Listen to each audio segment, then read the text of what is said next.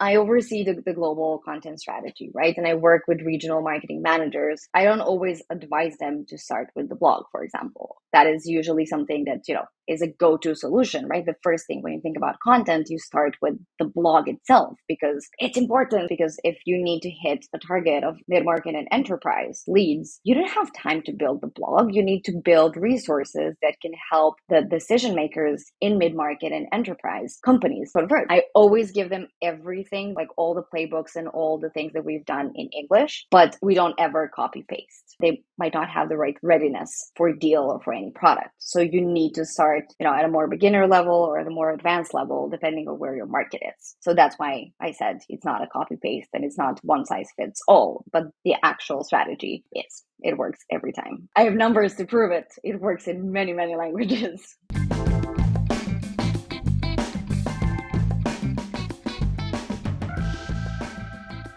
Hi, and welcome to the Optimize podcast. My name is Nate Matherson, and I'm your host. On this weekly podcast, we sit down with some of the smartest minds in content marketing and SEO. Our goal is to give you perspective and insights on what's moving the needle in organic search. Today, I'm thrilled to sit down with Anja Simic. Anja is the director of content marketing at Deel, a hyper-growth startup in the payroll, HR, and compliance space. She's been a core part of the Deel team for about 5 years now, and she's built an incredible content marketing function at the company. In our episode today, I'm excited to learn more about the work she and her team are doing at Deel, her experience scaling the content function, creating fantastic location-based content, setting KPIs, and more.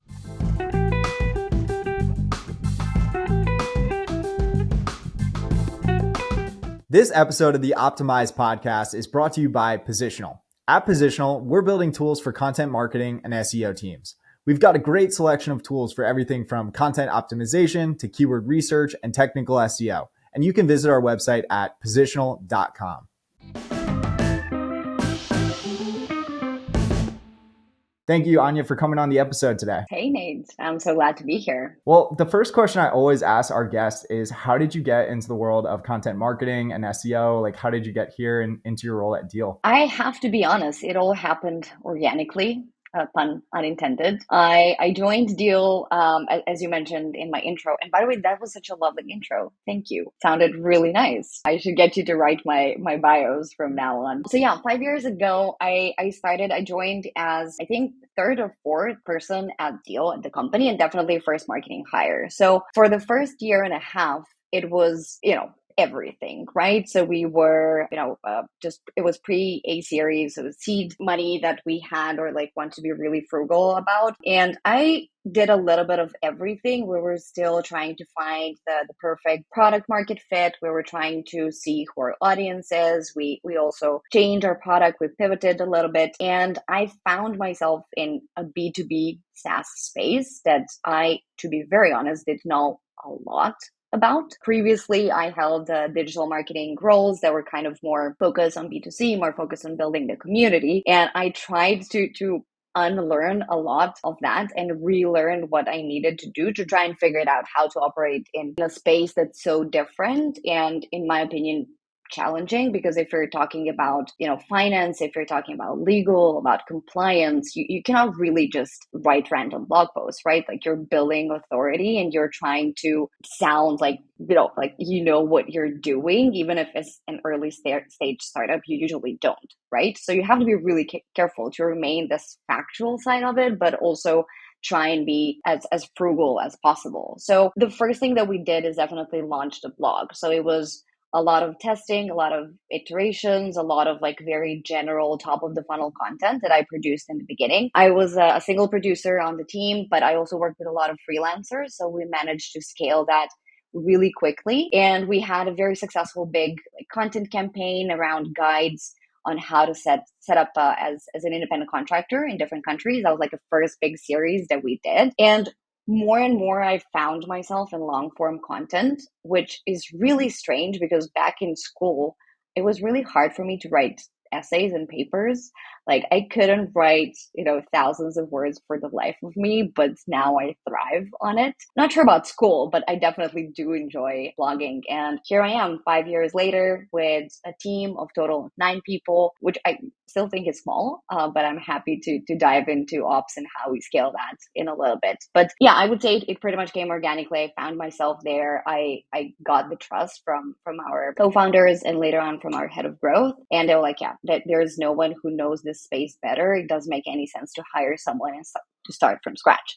So just go ahead and play around. And that's how it all came to life. That's amazing. You joined Deel at an incredible time as like the first marketing hire, like you said. And it sounds like the company prioritized content from the get-go. How did you or how did the team identify like content as like a really important channel for Deel, like at the seed stage? Because like often our customers will say like, oh, we'll worry about content at like the Series A or Series B and at a later stage. Although some customers of ours definitely are investing in content at the seed stage. And so how did you make the decision that like content would be a great channel for the company that early on in the business? Well, we had faith that it was something that we should do. Content is in the beginning a very expensive practice. And I'm not saying this to scare anyone. I think it's definitely worth the investment, but it takes time. However, content does not equal SEO. So it's very different. Like content marketing is a lot more than just SEO. And I have a feeling that people sometimes make it the same term, but it's very different, right? So when we're talking about SEO, it's a long game. It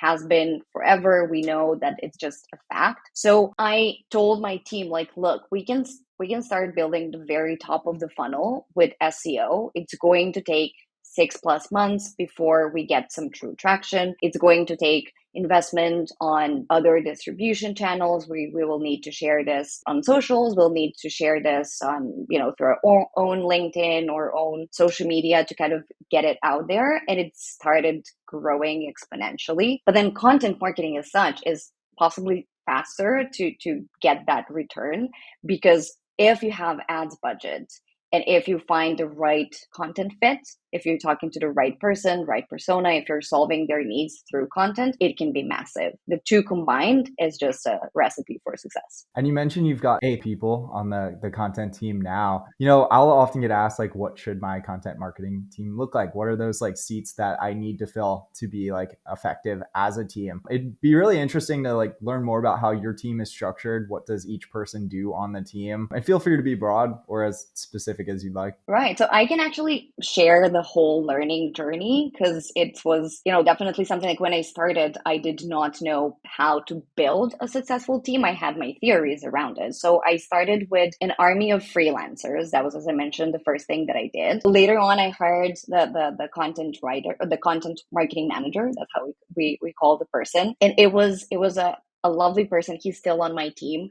I'll get to what he's doing right now. And his best skill was synthesizing very complex content into something that's readable. And I needed someone who truly enjoys going through regulations and laws and, .gov websites and coming up with content that's easily digestible. So that was my first hire. My second hire was another content marketing manager who had a very different background. Her background was in teaching, and she was actually one of the freelancers that I had worked with before. So it came natural. I offered her a full-time role. She gladly accepted it, and she is still, to date, a part of the team. Later on, we hired more content writers. We hired a content strategist, which proved out to be a critical role for scaling in formats, because with her experience, with her expertise, we managed to expand from just long form content. And now we are doing also newsletters, we're doing webinars, we're doing distribution on like answering Quora questions, etc. So we are doing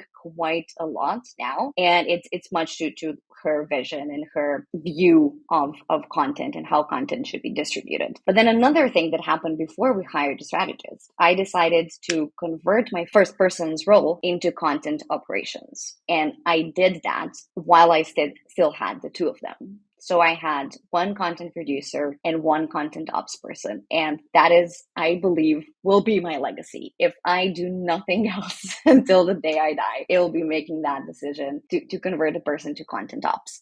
Now, content ops means a lot of things these days, right? So for us, it was mainly trying to come up with the best possible set of tools and automation to run our content seamlessly. Like we are producing an average a blog post or a content piece per day with 8 people in total and 4 people who are doing the actual writing. And we're not using any AI generated content. The writers still have in full involvement. We are using it as an aid, but we're not just prompting ChatGPT and publishing that article right away. But a lot of our content is the content process is optimized and automated. We use Jira as our content calendar, as our source of truth, as our to-do list, whatever, however you want to call it. But we don't have a spreadsheet. We don't have a calendar. We use everything. We use Jira for everything, which could be a little bit unorthodox. I know that not having an actual calendar sounds scary to a lot of people, but the way we see this is just like my instinct is always to trust people, right? So I really don't want to spend time with my team on one-on-one check-ins talking about status update.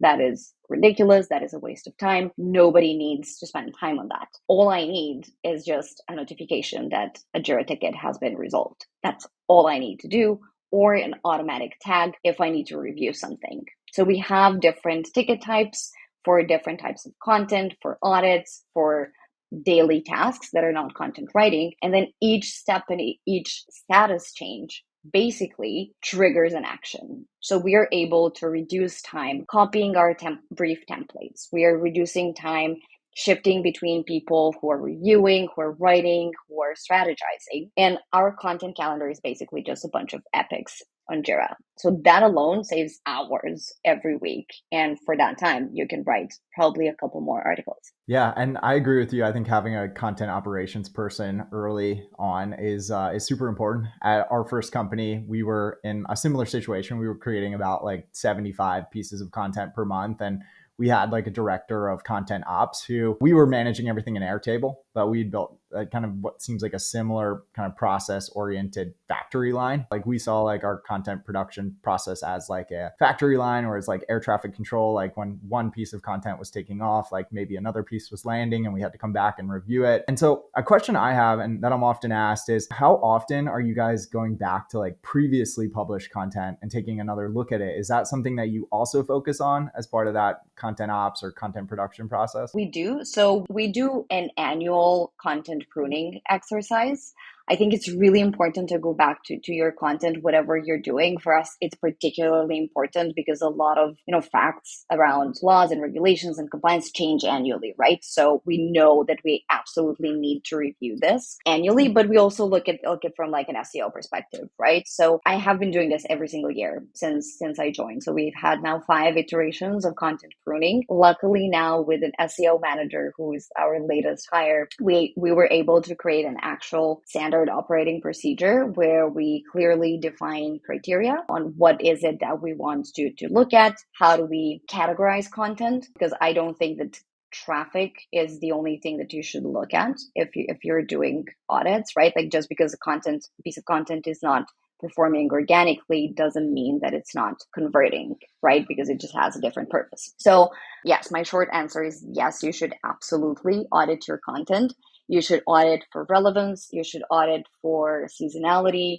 You should audit for conversion optimization, and you should just audit for, I don't know, like a facelift, I guess. But we often laugh in our team because we would still find like my early pieces, like pieces of content that I wrote 4 years ago. Now that I look at that article, I'm borderline ashamed. I'm like, this is not good. It's like we have evolved so much, both from like how our blog looks and how it feels, to just the words or how we're talking about. Like we have now a lot better product than we had years ago. So we want to highlight the features throughout our content, because we're also running a series of very like product led content. So we want to make sure that everything is up to date. The screenshots are up to date because our Deel platform changes quite fast. So we kind of need to make it super up to date. Yeah. And I love how much time and effort you're putting into actually ensuring that your content is accurate. It's so important in an industry like yours, and will also just give that reader, that person coming to your website, a much better experience. And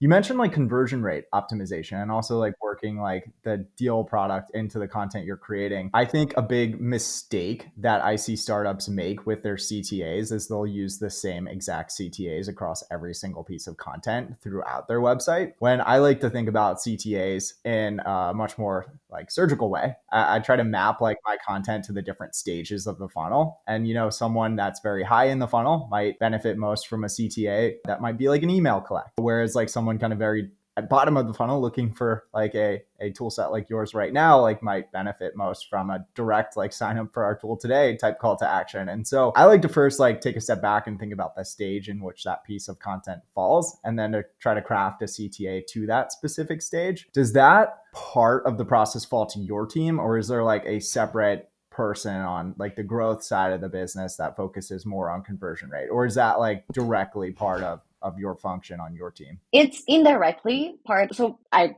fully agree with you. Like, I think it's a big mistake that you put a book a demo call to action after every single blog post. I mean, I think putting a CTA at the end of the article is actually just a waste of space. You can put it, but let's be very honest. Not a lot of people read through the whole of your article. I know it's like very scary to admit that, but we are tracking scroll depth, and it seems that people just stop after 50% on average, of course. Like, they stop after 50%. So you need to be very consistent, right? Like, you need to put several call to action banners or highlights, however you're using it on your website, in order to make sure that you're getting the right conversion, and only stick to one conversion. So as you said, like very top of the funnel, you would consider newsletter signups or additional articles, related resources. Then as you move slowly towards the middle of it, you would start linking to gated content or to product pages or to, I don't know, webinars maybe that are more like go-to-market product webinars. And then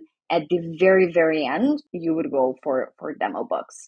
And to answer your question, whether my team takes care of conversion rate optimization, yes and no. So we do have product marketing team whose main focus is demo conversions, right? And product signups, whereas we handle the upper parts of the funnel, and we try to get them to convert in any way, basically to stay engaged to our website. Like, for us, conversion is anything that gets you what you identified as a desired outcome.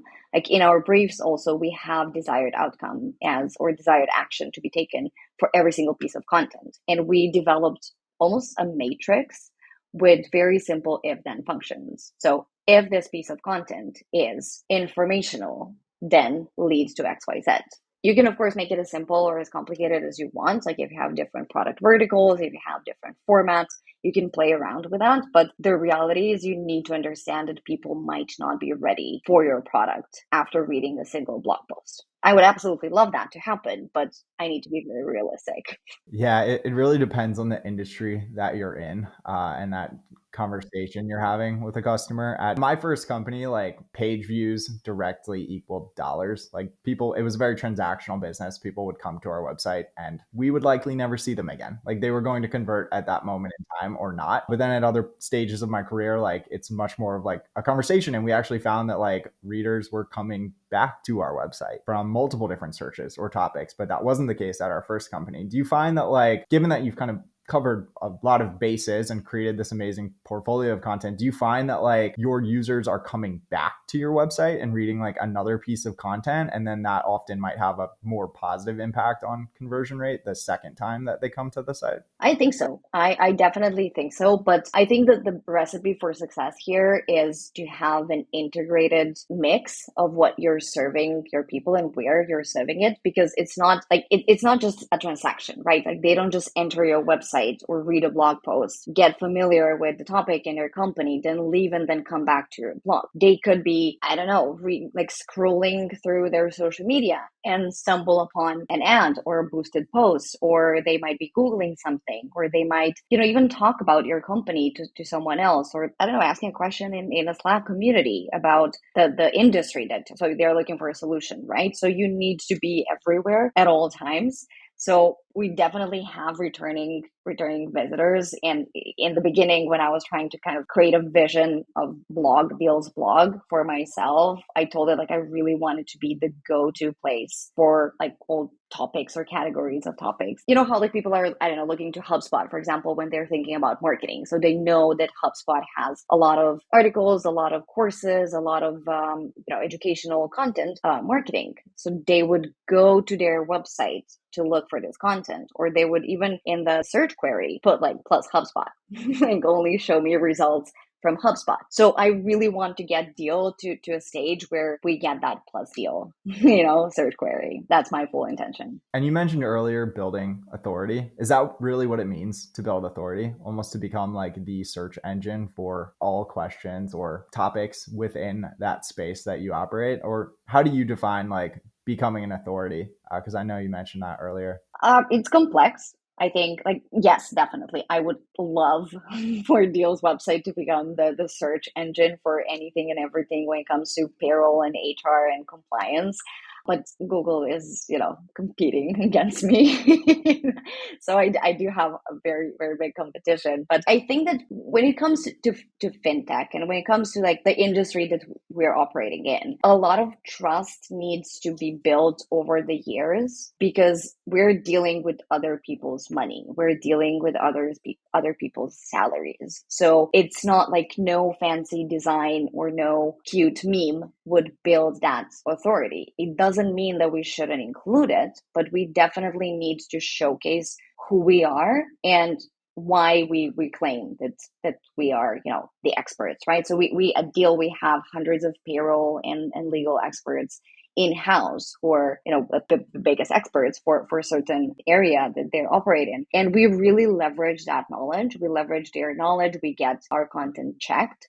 So we really stand behind every single sentence that we write throughout our website. And I'm not talking about authority when it comes to like EET or, yes, it's there, but it's not just, the, how do I say, fanciness of it. Like you really need to stand behind it and be able to prove and make sure that what you're saying is correct and absolutely correct, especially when it comes to any finance, legal, and compliance matters. Yeah, I started my career in like the your money, your life space where like there was a very strict review process on, everything that we said and sourced, and everything had to be backed up with an actual source to that claim. And it sounds like you've done a great job from like an EET standpoint. I know like SEOs will debate it all day long on if it matters or not. I do think it's really important, but like whether like EET actually matters, I think by just enforcing those best practices, like you're creating a higher quality experience for that person who's coming to your website. And ultimately, I think that'll have a positive impact on like those user experience metrics like scroll depth and engagement rate and bounce rate and all of the other positive factors that we know will have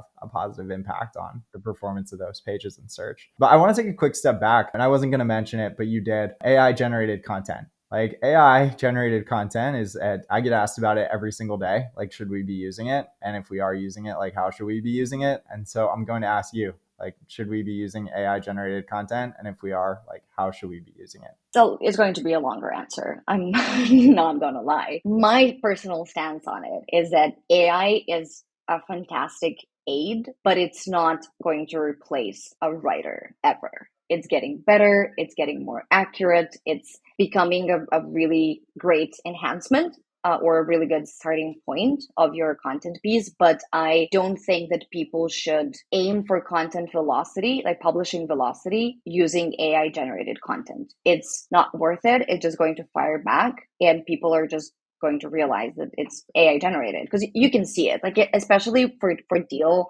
I mean, I would never publish something that was written by AI because it makes stuff up, right? I cannot trust it. And if you're in any business, right, like you need to make sure that your content is factual. So you're not going to make false claims because AI wrote it. However, we are using AI in our content production. We are using it we're actually building a really cool tool internally to kind of streamline a keyword research process to make it easier for the team to go through basically like a spreadsheet with a bunch of formulas and scripts, and it's powered by OpenAI. We are using AI, like we're fighting this like blank page syndrome with ChatGPT. We've always prompted automatically whenever we have a topic. We look through the list, see, okay, this could be a good starting point. Let me try and research on the first point. The second point, I don't like. It doesn't make sense. The third point is just repeating something that someone else has already said. So we are using it. I'm not going to say like, no, never use it. It's horrible. But it's definitely not a replacement. It's a very good help. It speeds things up.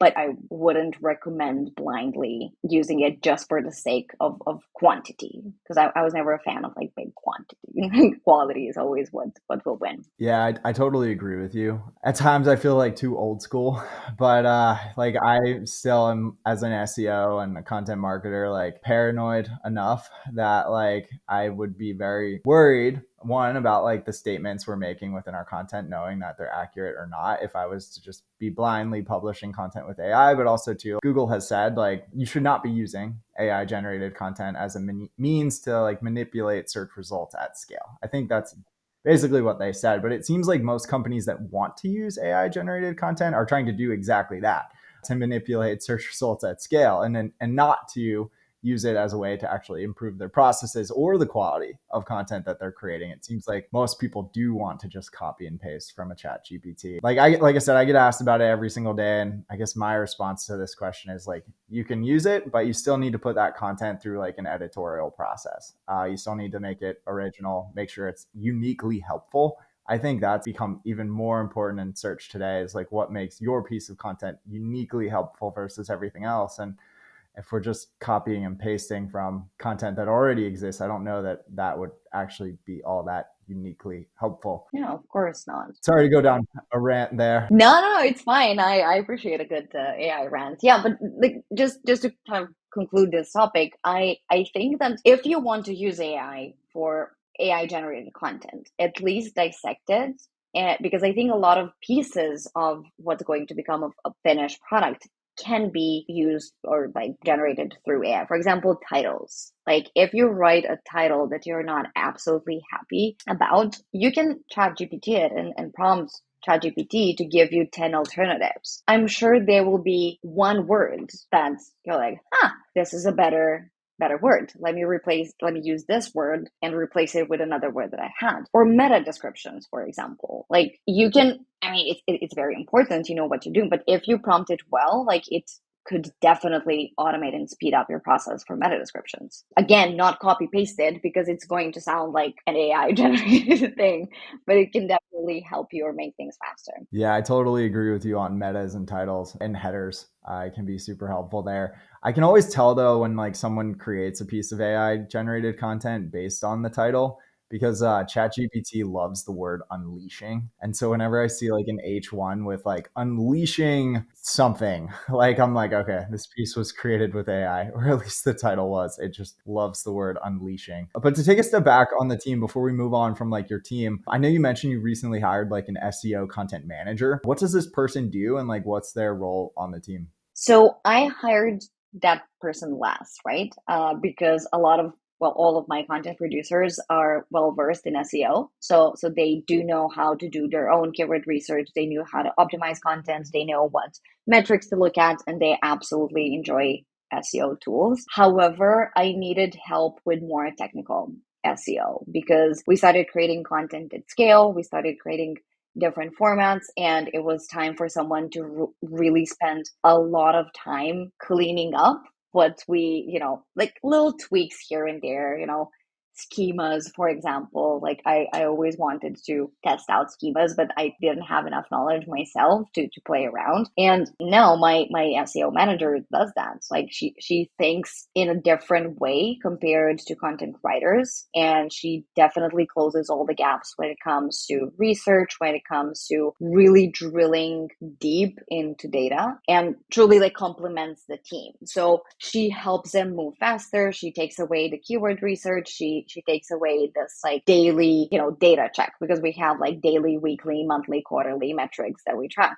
And she just takes care of that, and she absolutely loves it. Like the passion that I see in her when we, I don't know, gain a new featured snippet or something, like she immediately writes to the team. She's like, we got another featured snippet. Well done.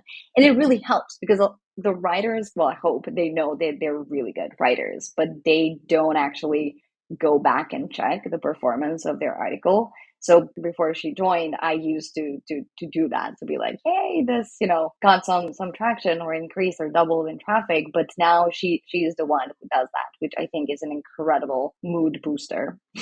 So for nothing else, hire an SEO person to boost your mood. Yeah, and we've talked a little bit about KPIs, but I want to ask a question directly. How do you set KPIs for a content and SEO team? Like we're, I don't know, about a third into the third quarter. Like what are those like KPIs you set? Is it like revenue? Is it leads? Is it like an engagement metric like, scroll depth? Like what are those KPIs we should be focusing on? And then how do you set them? Right. So we have two levels or sets of metrics. We have our OKRs, which are objectives and key results, that for my team particularly change quarter over quarter. And they're always focused on what's the main thing that we are trying to achieve. Some of them repeat, of course, but it's usually very flexible, which could be like an unorthodox way to think about metrics, but I really think it keeps the team focused every single quarter. And then we have metrics that we always track, right? So traffic is always going to be tracked, organic traffic is always going to be tracked, but it's not always going to become an OKR for that month. And when it comes to how, like what we track,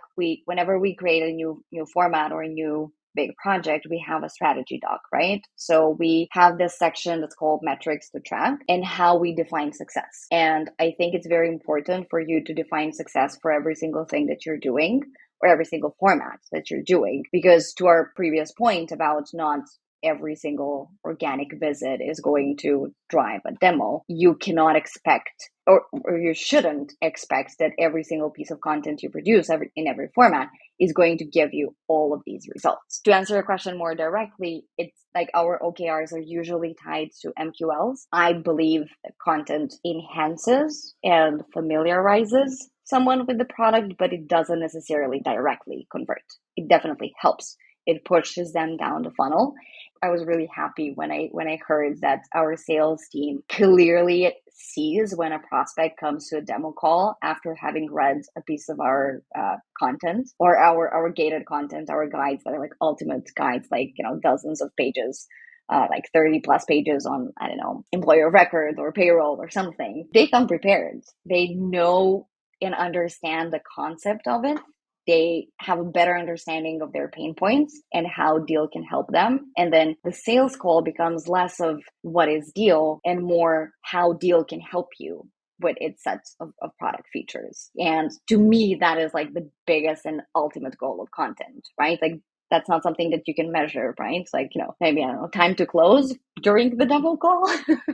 But I cannot really claim that metric, can I? But I think it definitely helps. So my main actionable point is just define success for every single content format that you create. Yeah, and that's a big reason I love content as a customer acquisition channel because it's an entirely different conversation with that potential customer. When someone clicks on an ad or gets like an outbound email, like they know that they're being sold something. Whereas like if you can start the conversation by just like helping answer that person's questions, like it's a completely different relationship. You're now like that helpful resource guiding them versus like that sales rep selling them something. Like we are at our company, like still very early on in our journey of building out our blog and our content marketing function at Positional. But whenever I talk to like a potential customer and they're like, I've read your blog before, or in extreme cases, like I've read every article on your blog, like I know that like there's going to be a very high likelihood that we can then convert them as a customer. And so that's great that like you've gotten that feedback back from the sales team. And it sounds like too at Deel that like content is very like cross functional role. It sounds like content touches the sales team. Does like content also touch or work with like the paid media team or the customer support team? Do you find yourself like talking with all parts of the business throughout like the week or the month? Yes, to all. So I am I'm working very closely with the paid ads team. That this is not to say that we put ads behind every single piece of content. Like of course we pick and choose whatever makes more sense. So we're talking basically daily. Like we want to make sure that everything that we do is always in sync, is always up to date, and there is always new and fresh content for rotation when it comes to awareness campaigns. We're also in close contact with our product marketing team for any go-to-market product launches, because whenever we're launching something new, and luckily we are launching quite a lot and quite fast, we want to make sure that we do have that expertise showcased throughout our content, be it a glossary term explained if there's something new, or like the ultimate guide PDF type of thing, or blog. And whenever there is like a new bigger launch, we always go back to that content vertical and we audit existing content to make sure that our CTAs are up to date and that we're always highlighting the most relevant feature of our product. We're also in close communication with social team for obvious reasons. A lot of our content gets distilled into slides or posts or threads. And we're also talking to sales enablement team. So we don't directly talk to the sales team. We do, but it's more like personal and ad hoc. But we do have a sales enablement and revenue enablement teams whose main job is to keep them trained and educated and make sure that everybody knows everything that they need to. So we do include our most recent content during their roundups. So to make sure, and of course, like we're also in conversations with support teams as well. So yeah, whenever there is something that gets asked a lot, we make sure to include it in the article. Not necessarily write an article about it, but definitely include it so that they can share and use our content. Yeah, I think customer support can be like a great source of ideas for pieces of content to create. When I look at like our blog posts on our site, like almost every single article I've written like directly answers like a support question that's been asked multiple times, and it creates like a dual use case for the content. Like one, we can answer a support question with it, but then two, like there's probably a lot of other people out there on the internet that also have a similar question. So in my career, I found myself talking with customer support a lot to get ideas just outside of like the standard keyword research tools that everyone is using. But I want to ask specifically about location-based content. I was on the Deel site earlier today and I saw like a handful of new posts around like US payroll tax in Oregon, US payroll tax in Arkansas. And I often get asked about like location-based pages. Are they effective? Like, do they work? Like, what has your experience been with them so far?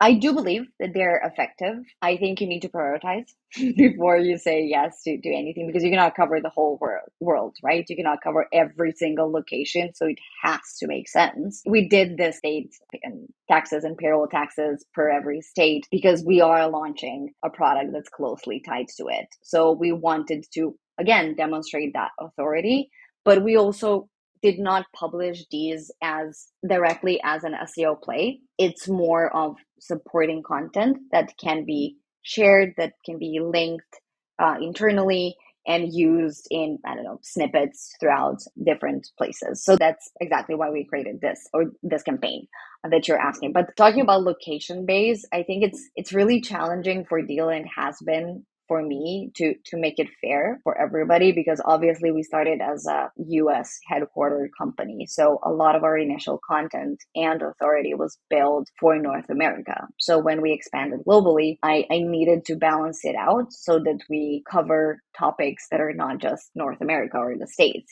There are a few countries that are English speaking countries, right? So then somebody would ask, like, what about the UK? What about Australia and New Zealand? So we do have regional managers, and we are talking about this internally. We are publishing more and more content on other locations, but it really just comes down to market share, if you will. So I think it's natural to publish more content about a certain country or certain region if it's purely a bigger region, or if it's driving more revenue for your business. So it's not one size fits all, but I think one all-encompassing strategy fits all. It just depends like which pieces you take from it. And you bring me to my next question on multi-language content and SEO. Is that something you're focused on at Deel? Is that part of the work that you and your team do? It is, yeah. So actually, on my team, I have English and Spanish content right now. So my team produces Spanish content as well. And how we think about it. So I oversee the global content strategy, right? And I work with regional marketing managers on implementing that content strategy to their own regions. I don't always advise them to start with the blog, for example. That is usually something that, is a go-to solution, right? The first thing when you think about content, you start with the blog itself because it's important, or it's, I don't know, like the first thing that is done. But I advised one marketing manager against launching the blog and instead going for gated content first, because my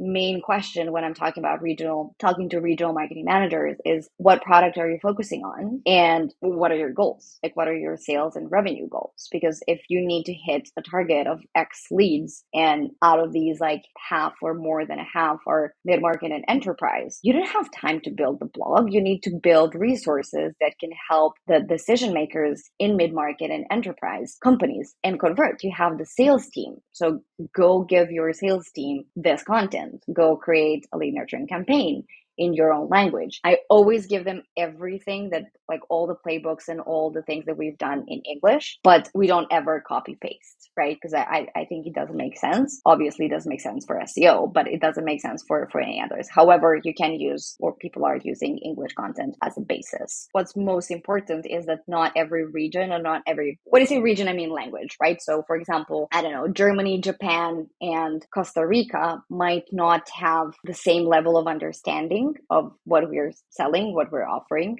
They might not have the right readiness for Deel or for any product. So you need to start, at a more beginner level or at a more advanced level, depending on where your market is.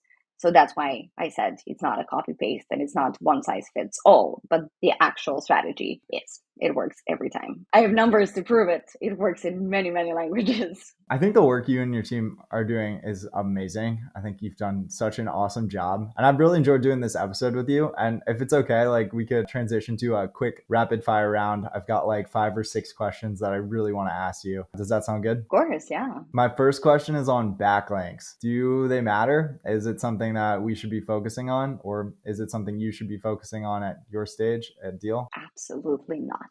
I have a very hot take on backlinks. I have not asked for a single backlink since my time at Deel, and we have a very high, like 70 plus domain ranking. I've never built. If you make good content, backlinks will come. Don't waste time and money building it and paying for it. They will come. I agree. Well, you're starting to sound like Google too, but maybe that's the right thing to do. And at a minimum, you'll get a backlink from us in the show notes. So you've built at least one backlink this week. Oh, thank you.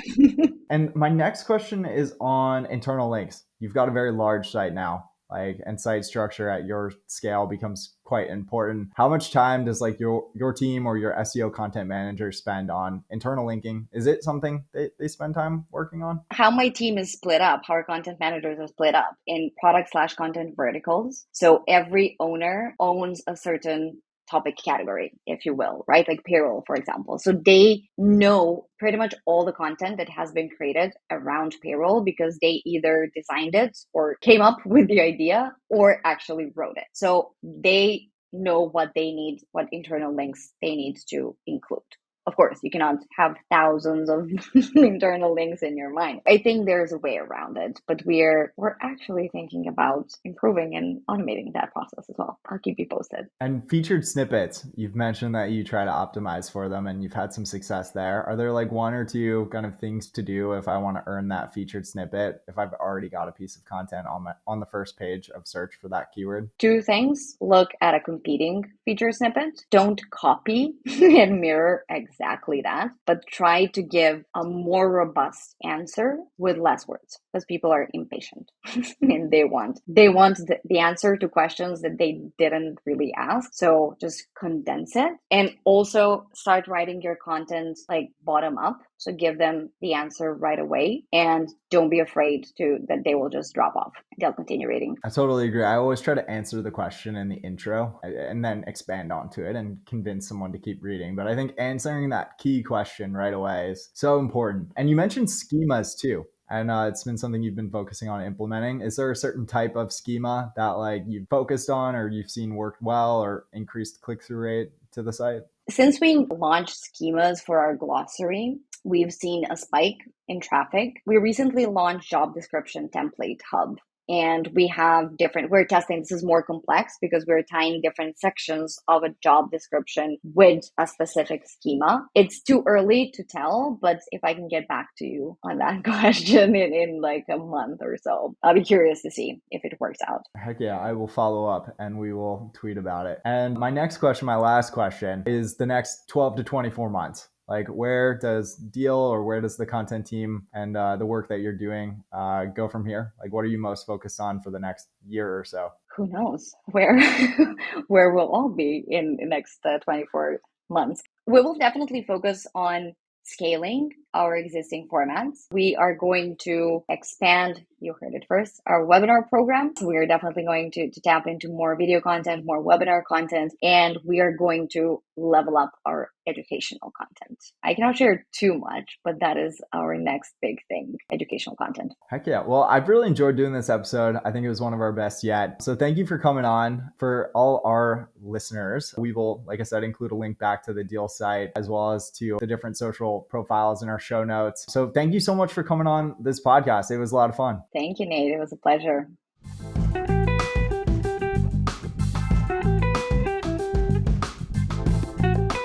This episode of the Optimized Podcast is brought to you by a special sponsor. If you're anything like me, you've probably got a lot of content that's not very well optimized, and it can be a total pain in your butt to optimize it and ultimately get it to rank better in search. And that's what Positional does. Positional has an incredible tool set for everything from content optimization to technical SEO and planning your editorial calendar. And if you don't know by now, I'm one of the co-founders of Positional, and I'd love for you to check it out.